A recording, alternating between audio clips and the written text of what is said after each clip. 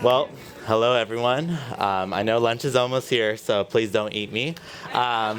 So what we eat matters, and it's clear that eating a plant-based meal will help mitigate the climate crisis. And if we know that eating one plant-based meal is better for the planet and our own personal health, what are the current barriers that we face? Through this conversation, we're gonna create a roadmap on how we can bring change into both of our personal lives and work with corporations along the side. Please welcome some plant-based baddies, our fellow EMA activist board member, Genesis Butler, Director of Programs, Jessica Kinzler, Support and Feed's Cristina Gnecco, Head of Partnerships, and Support and Feed member, Tony Jolly.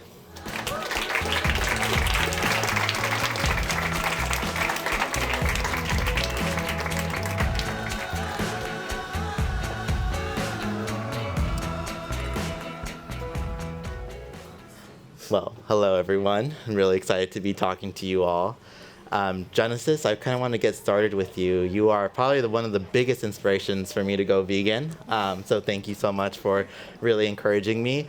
Your activism has committed so much to bringing attention to how detrimental animal agriculture is to the health, to the planet, to the animals, and to the people. Do you mind sharing more why it's so important about the work that you do?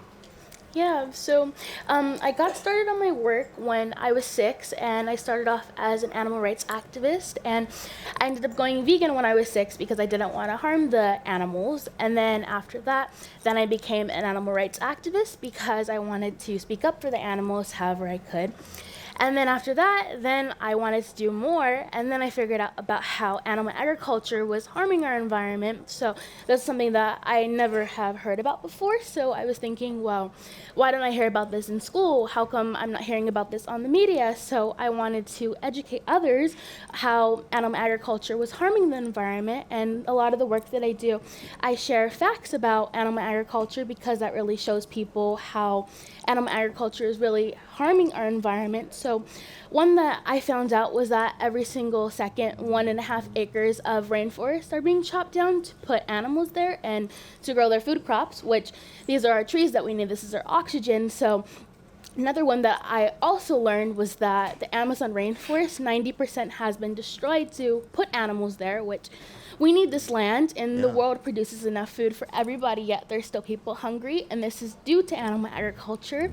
And I also urge people to switch to a plant-based diet because we need to act on this quickly. This is going to affect everybody. It's not only affecting me, but it's affecting all of you. So I urge everybody to switch to a plant-based diet if you can, but if you can't, it's also important to start making swaps. So when you're at the store, even though I'm 16, I know that I can vote with my money. So when I'm at the store, I'll head to the plant-based milk section and I'll buy those products, and I'll buy products that are helping our environment, not harming our environment. So I urge all of you to do the same and to switch to a plant-based diet, but if you can't, to start making those swaps.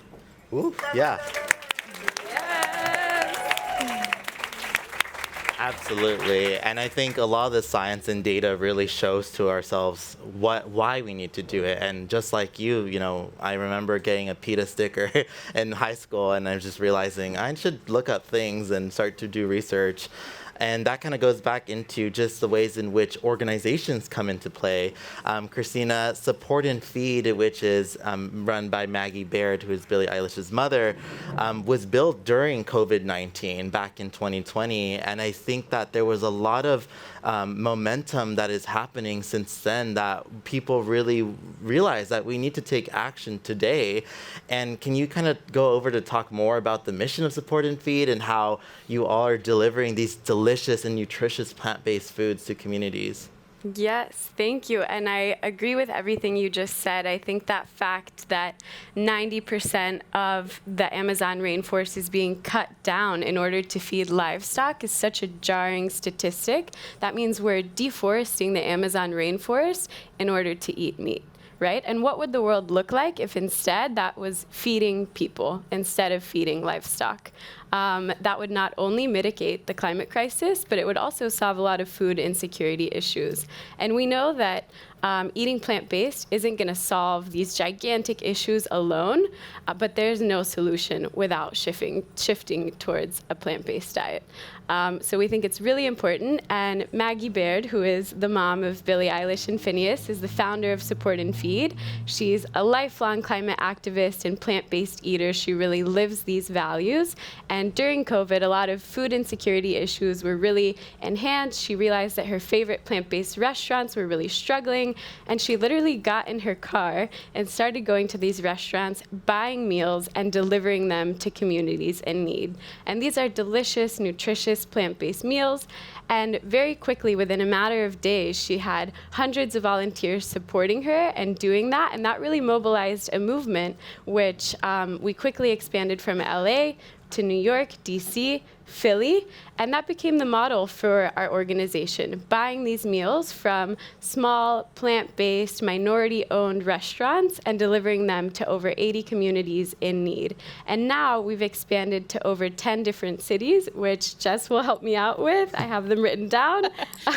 Detroit, New York, Chicago, LA, Minneapolis, Nashville, London, and Australia through a partnership with an amazing partner that Jess will dive into. So that's kind of the backbone of what we do. But we're not only delivering meals to these communities, we're also diving into the educational piece. Why does this matter? Why does plant-based eating matter? What is that connection between your plate and the climate crisis? And that was born out of listening to communities. They were like, we want this information. We want to understand. So we created that educational curriculum as well. And we realized that this education we can also take digitally. So with Maggie's massive audience, which is now Support and Feed's audience, we're able to tell that story of what this connection is and how we use that narrative to really turn it into action and integrate that into our daily decisions around what we eat. So that's really kind of the work that we're doing, and we invite you all to join and be a part of the fight. Yeah, and I love this cross-sector collaboration that you're doing, not just to just give food to communities, but actually educating them. And, as someone that relied a lot on food banks growing up here in LA, the education component was always missing. And so, Jess, you are the head of the collaboration here doing education programs for Support and Feed. And, across the US and globally, what are some of the barriers and the unique issues that you've been seeing when trying to communicate this and also building out programs for young students of color? Yeah, thank you, Isaias. We really start our work by listening to the organizations and listening to the communities that we serve, because after all, they know way more than what we do about what it is that they need. So we really start out by listening, and then we adapt our programming and what we're bringing to communities based off of the feedback and the understandings that we take away from that. As Cristina was talking about, we go into communities all around the U.S., and we just launched in London, and we bring plant-based meals and resources. Like I said before, that really varies based on who it is that we're serving and what it is that they're saying that they need. At Support and Feed, we believe that nourishing food is a human right, and that there are so many people, both here domestically and internationally, that are suffering from food insecurity and are going hungry every day. And so we're trying to do our part to help address that. There's so many people who experience food insecurity and have so much shame around it. And so we're really working to deliver food in a way that is dignified and, upbeat and something that can be taken away as a good experience. I really see that a big barrier is access. Yes. A lot of our communities don't have access. Transportation is a huge problem in communities, being able to go to the grocery stores. There's a lack of grocery stores that are in neighborhoods that are food insecure. A lot of the communities that we serve are in food apartheids. And so the work that we do really brings our communities food in the areas that they're already receiving services. And we really strive to bring them nutritional, delicious, culturally appropriate plant-based meals. And so we work with our partner restaurants, and we work with the organizations to figure out what kind of food we're bringing them. and making sure that the food is something that will resonate with them and will be something that they can enjoy and will give them a nice, hearty, delicious meal. At any given time, we're, on a weekly basis, we're delivering food to refugees in New York that are seeking asylum and, bringing food that will be relevant and something that can be comforting to them. We work with youth shelters in Atlanta. We work with a family shelter in New Orleans, Boys and Girls Clubs here in Los Angeles and in Minneapolis. So we really strive to go where the need is and bring the resources that folks need. Yeah, and I think it's really important to kind of emphasize the thing that you were saying is that people should have a choice, right? And a lot of the times people don't have choices to get delicious plant-based meals, specifically culturally appropriate foods, right? I know that in my culture, like we use rice and beans and salsa and all the good stuff there. But it is important that we also are addressing those intersections of culture because that's what really brings vibrancy to these communities. And Tony, you've been working here for a few years in Los Angeles to address food insecurity, right? A lot of Black and brown communities in Los Angeles are living in food deserts or food apartheid areas where they don't have a choice. They don't have access. And so you're introducing a lot of plant-based meals to these communities so they can have and feel empowered. So do you want to share more about what you've been doing in LA? Yeah, I would love to. I arrived in LA about 5 years ago via Colorado, specifically Boulder. Mm-hmm. And a lot of healthy snacks and foods have come out of Colorado. Bobo bars in particular. She's awesome. I met her. I was her Bobo for a long time. But when we arrived, we thought of opening a coffee shop, a community-based space in South LA, where Black and brown people can come in and experience specialty goods and not feel inferior and have the confidence to establish community. So we started off with coffee, pastries, and soup. Why soup? There's no waste. It's healthy. It's easy to make. And after a month, our customers will come in and it was like, hey, I had your coconut curry lentil soup 10 times. I had your double bean chili 6 times. What else you got? That's when I realized I was in the middle of a food desert. When I wasn't at work 12 hours a day eating our own soup, I couldn't find anything for myself. I couldn't find anything for my family. And so that's when we started to kind of increase plant-based products. Yeah. 2020, 2021, we decided to double down, go a little bit deeper like Support and Feed did. And we were lucky to be a part of a senior meal program that fed seniors within the 8th district, 10th district, the heart of South LA. And we were one of 10 restaurants, the only one providing plant-based. And it was interesting. One day I looked on my phone and I got a notification from Yelp with a 2-star review. And it was one of our recipients and she stated that we love the food, but you got any meat over there? I was like, you didn't have to give me 2 stars. But we continued. Yeah. We continued, and we eventually started working with celebrity chef Jose Andres and World Central Kitchen. We to this day, we've probably given over 50,000 plant-based meals in the community.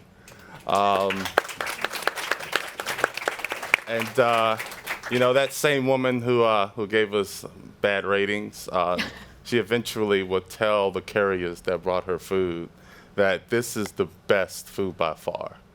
LA County is seriously in danger when it comes to food insecurity. 1 out of 5, 25% of the 10 million within LA County suffer from food insecurities. And culturally, as you spoke of before, we've been grown in this community to sought after meat. Intellectually and psychologically, it makes us feel like we're full and we're complete. And meat has always been something for those who had affluence. And if you go to other countries, I spent a lot of time in Ethiopia.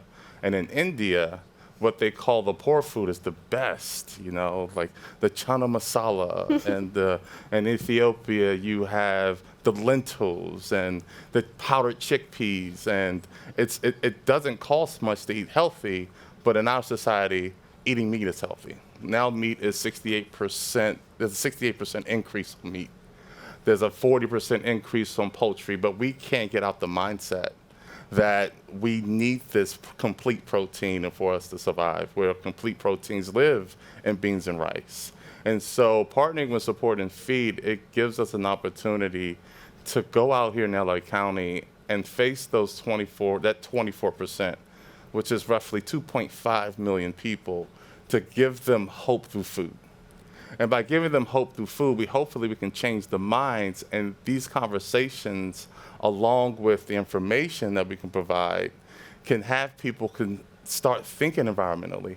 There's an army of individuals that we can bring on the side of saving our planet just by being consistent, providing a healthy plant-based meal. So that's what we're trying to do.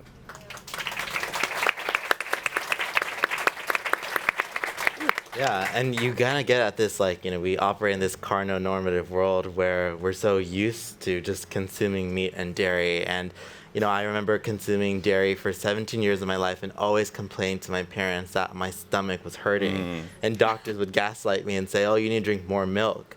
And that itself was, and I remember the school mornings just being in so much pain. And that, is so important to emphasize that our cultures have really rich plant-based diets. And that's another way why we need to kind of educate our young generations of the importance of eating plant-based. And, going with this idea to continue operating and really publicizing the importance of plant-based meals, Cristina, how do you think the industry and the media entertainment industry specifically can shift to actually prioritize these conversations? And I know that, at Support and Feed, you all have done very unique collaborations to really accelerate the mission on this. Yeah, thank you for that question. I think it's super important to acknowledge that this is a room with so much power and privilege in this industry. Like, all of you are at the top of the media and entertainment industry, and with that power, there's so much responsibility to turn that into action, to set a higher standard, to make the world a better place. And so I invite all of you in your positions to do everything that you can, from the little things as individuals, like changing your diet, to how you integrate that into what you're doing in your work life, right? So we were really privileged to have the opportunity to go on tour with Billie Eilish and to really do our programming in every single city that she was touring. So in every single city, we're supporting local communities by buying these plant-based meals and then delivering them to local community organizations. We delivered over 100,000 meals to over 80 organizations, which is massive and beautiful. And by the end of the tour, Billie is also very dedicated and integrates this in catering plant-based at all of her tours for staff. And so at the end of the tour, that translates not only into meals delivered, but also water savings, carbon emission savings, and creates a massive impact. So you see how by making these little decisions along the way, she was able to create the template for such an amazing impact. And so that was kind of our first example of where we brought this to industry. And this year, we're really excited to announce that we're going to be partnering with Paramore and going on tour with them as well to do this exact thing. Yes. For all the pop punk fans in the room. And another partnership that just launched on Monday is that we're now working with Something in the Water, Pharrell's festival in Virginia Beach. Yes. So we're really expanding in the industry, and I think what's really important is, for example, with Pharrell, it's a 3-day festival, but we're really interested in creating that long-term impact, and so we're going to expand our model and our programming there for an entire year, and we want to figure out how we can expand it even further. And so this is where I invite all of you guys, as our head of partnerships, to partner up with us. And if you are doing an event movie shoot, a film shoot, touring with an artist, anything that you're doing, there is a way to integrate plant-based and to give back to the communities that you're in. And we would love to help you on that journey. That's what we're doing with restaurants, events, corporations, all of you. We'd love to partner up because, like I said, we do have the responsibility when we have that power and that privilege. So let's partner. Let's do it. Yeah, no, absolutely. And I love this factor of, not shaming, but empowering and educating people. So for all the actors here, you got to step up. The musicians are leading the way, so we need you here. And that goes back into storytelling, right? Genesis, like, you have such a large platform on social media when you started doing activism at such a young age. And how do you use this social narrative to actually bring awareness to social change? Because, you target a lot of Gen Z and millennials to start to talk about plant-based diets. Well, the way that I use storytelling is I started telling my story when I gave my TEDx talk when I was 10. And I gave my TED talk because... Yes. Yeah, come on. I gave my TED talk because that was one of my dreams of mine. I told my mom, I said that I wanted to give a TED talk, and I didn't know when. I just threw that out there, and then we got a message saying if I could give my TEDx talk, and that was when it really started with me telling my story. And my organizer for my TEDx talk, I wanted to put my story in the beginning, and they told me that I should take my story out because it can make people feel uncomfortable. And I ended up telling my TEDx manager of all the talks about this, and she said that it's important to keep my story in because that's a way for people to connect with you. So I ended up keeping my story in because this is a part of me and this is who I am. So it's important for me to tell my story, and I continued doing that because I realized that it's important because that's a way for you to open yourself up and let people understand why you do what you do. I gave my TED talk when I was 10, and there was a lot of people in the audience, and I was scared, but I still gave it because I realized how important that it was. So after I gave my TED talk, then I started my global youth movement called Youth Climate Safe because I wanted youth that have all these stories to be able to tell these stories because they're so powerful and important. And I'm lucky to be able to have a platform, but there's so many youth that need to be able to share their stories and have a safe space for people to listen to them and hear what they have to say. So we have 80 chapters, and a lot of these chapters are BIPOC-led, and they're from around the world. And these are people of color because climate change is affecting them every single day. So although some of us might not see it, there's people that are already affected by this. So they're able to go into schools and to go to these lawmakers and tell their story because storytelling is so important. And if anyone in this room has a story, it's so important to never feel discouraged and to tell your story because that's a part of you and you can really help somebody and help them feel less alone by telling your story. Yeah. And I just love everything, Genesis, you said, because you use your platform for education than interrogation. And that's the important thing about building these narratives is that, look, none of us were vegans when we first were born in this world, but we can really take time to educate ourselves through that. And that's just by having conversations and building organizations. And that kind of goes into education component, right? So, Jessica, can you talk more on the focus on this education curriculum that that Support and Feed is focusing on? Yeah, definitely. We know that education is a really big priority for us, and we are making sure that we really emphasize that this year as we continue to build as an organization. We are a relatively new organization. We were founded in 2020, so we're 3 years old. And we are listening to the orgs and the communities that we work with, and they're telling us, we want to know more. We want to know why you're bringing us plant-based food, why you know that this is something that is good for us and good for our communities. And so we're really focusing our education on why we bring plant-based food and why it's better for your health and wellness and the health of the planet and the health of your community. And we do that through having really conversations. We have community conversations where we go into organizations and to different partners, and we just we just have like a nice like sit down, we break bread together, we have a meal.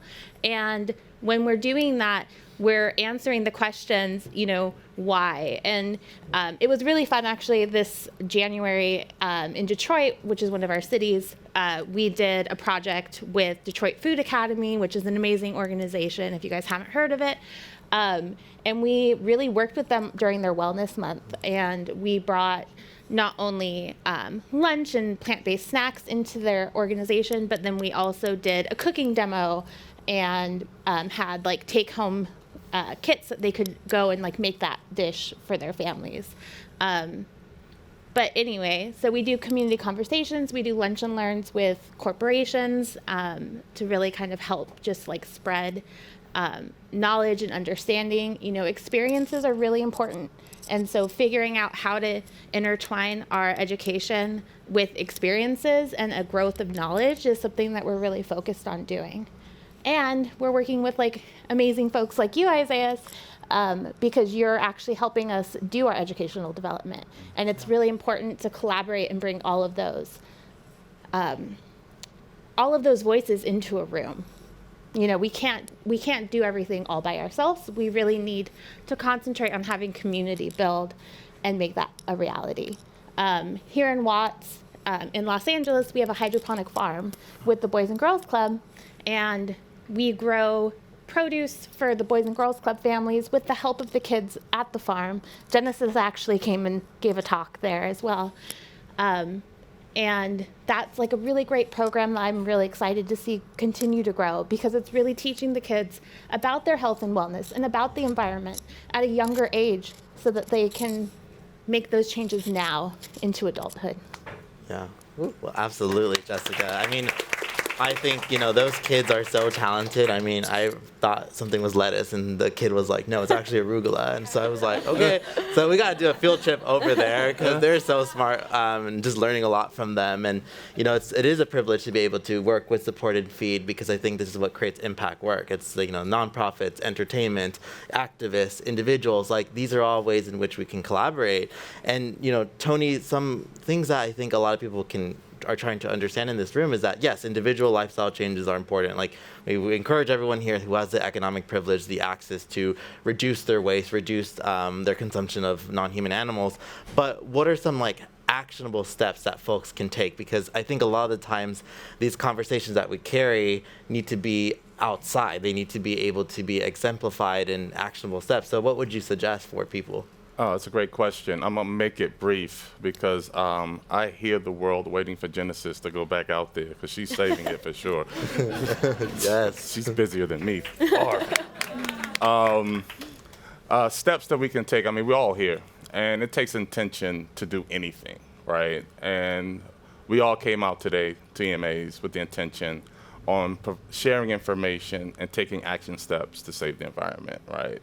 So with intention, that does take action, and action can be done in many different ways.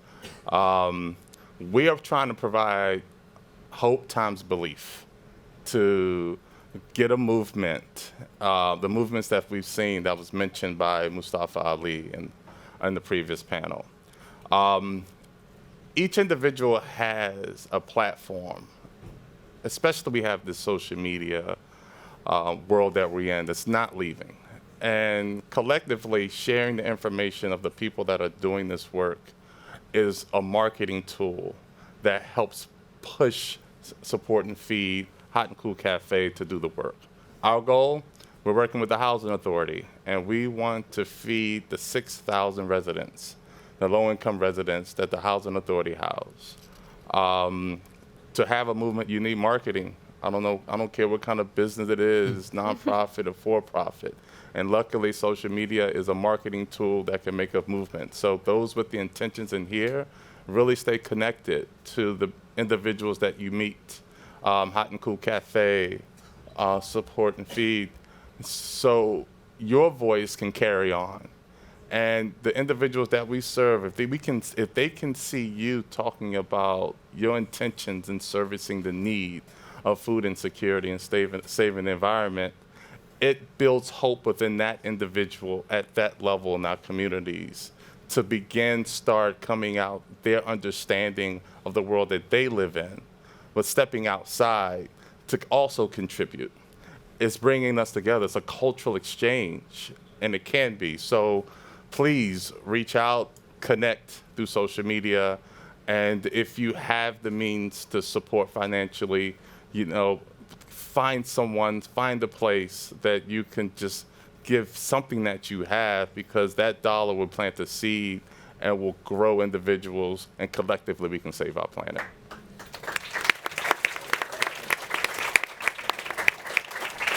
Yeah, you emphasize the importance of sustainable movements, right? It's not just a one-time donation. It's not a one-time, let me just visit your cafe and I'll never be back. It's actually like, let's actually build an active relationship of what do you need? What services do you provide? How can I continue to really pay it forward for communities?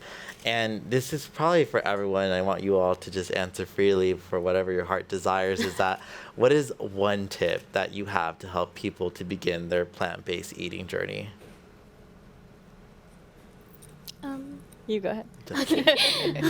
You can start off by making swaps. My whole family is now plant-based, and that really helped my mom was by starting off by making swaps. So at the store, when we would go, we would look at all the aisles, and now since people are buying plant-based foods now, it's more accessible to people. So we would find, like, I love mac and cheese, so I would start off by finding like a vegan mac and cheese, a vegan chicken nugget. There's everything vegan. It's so good, and I'm so happy about it. But it's good to start off by making those swaps and by buying plant-based foods, and then it gets more easy once you start making these swaps and realizing that it's not as hard as you thought it was, and it's very good. Some people think that plant-based food is not good, but that's a lie. It's great. Yes, I agree.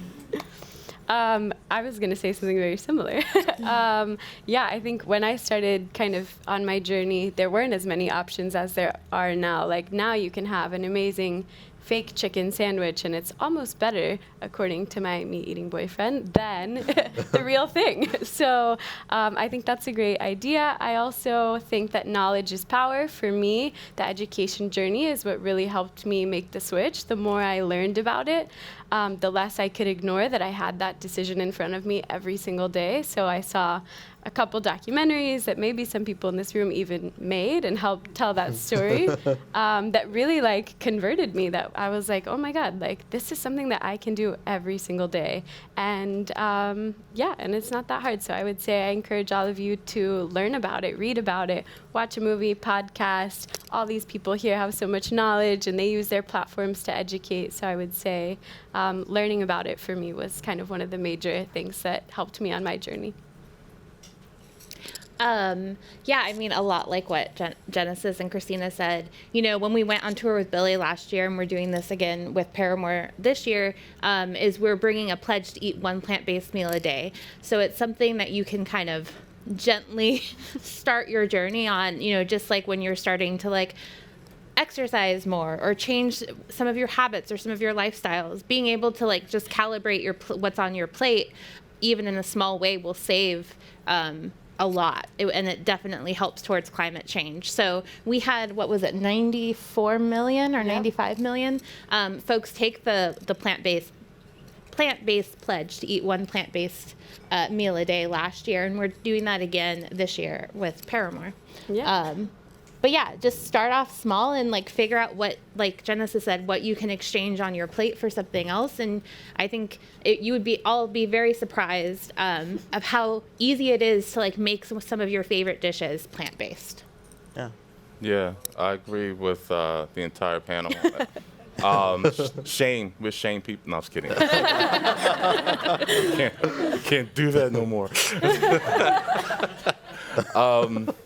On our end, being a cafe and food preparer, giving the food away and, creating flavor profiles and delicious foods that I would eat, and being able to share that, and include information or a recipe. I think that we are so conditioned in our own environmental circumstances that handmade sandwich from a fast food place is something that we rely on and only know. And to to suggest plant-based is one thing, but to take something that you really love and share it and give it for free will at least plant a seed, will at least get people to try it, and then following that with nutritional information. So giving away this knowledge with love, I believe, will help. Yeah, I mean, all of these tips are so amazing, and I'd say on my end is like build ecological wealth. Like I started learning how to forage because I realized, like, look, I don't have a backyard. I don't have time to garden right now. I'm literally just always traveling, but foraging to me has really opened this abundance of like what is actually available locally in our landscape. And I'm obsessed with mushrooms, but not psychedelics. But like I really just love like the different types of mushrooms that taste like plant-based meats, and they're not like from the industrial market. They're just literally grow nature. And right now is the perfect temperature, I think in 2 days, where mushrooms are going to start popping out, and flowers are really good to eat. Like I think that's really the best way to kind of teach your children and also yourselves of what's around you locally. So thank you so much, everyone, for being here today, and hope you all enjoyed it. Thank you.